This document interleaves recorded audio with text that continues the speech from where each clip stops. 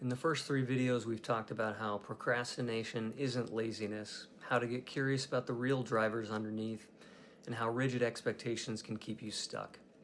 Now we need to talk about the deeper fuel that actually moves you forward, your values.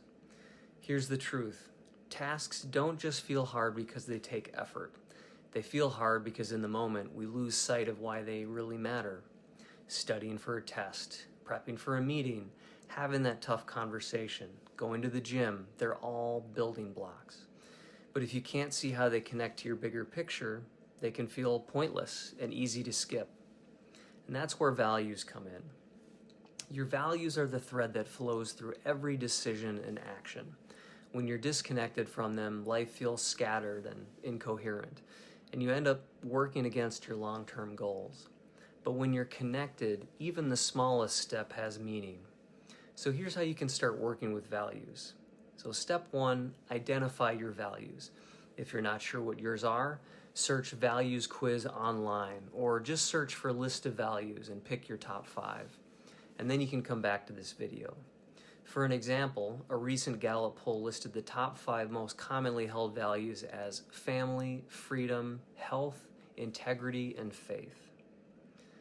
Step 2, articulate your why. It's not enough to say, I value family. Pause and press further. Ask, what does family really mean to me? Is it blood relatives, my chosen family, providing for my kids and my partner, or honoring my ancestors and my traditions? Then ask, why is this a value for me? What does it give me that I can't live without?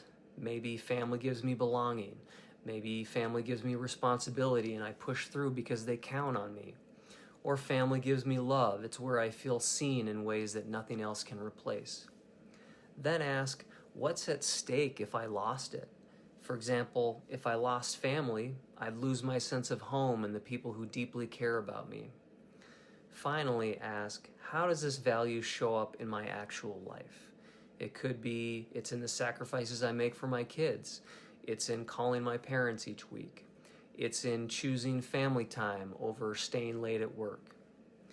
When you do this, family stops being just a word. It becomes a living source of energy. And then step 3 is to connect the task to your value. So once you've named your value, tie it to the task in front of you. So if family is your value, you might realize, I don't want to study tonight, but this degree will give me stability to support my family. Or I don't feel like going to work, but showing up pays for the home that keeps my family safe. The same is true for other values. Health turns the gym into energy for living. Integrity turns tough conversations into honesty.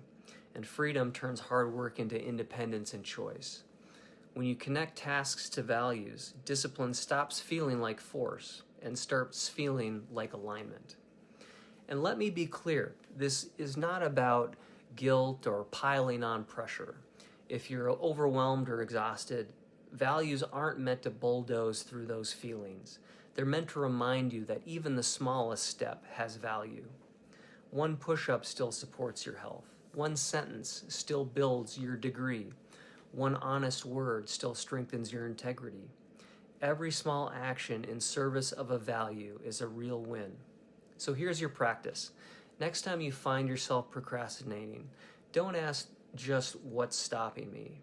Ask, what value does this connect to in my life? Then take the smallest step in service of that value. Because we don't do hard things just to check a box or just to look good or just to be rich. We do them because they serve what matters most. And that's the deeper fuel that keeps you going.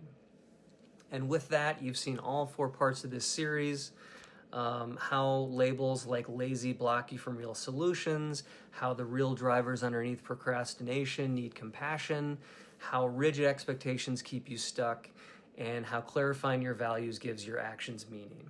Let me know if you want to hear more about dealing with procrastination, other topics like emotion regulation and tolerating discomfort, reward systems and dopamine, self-compassion versus self-criticism, or something else. Thanks for watching.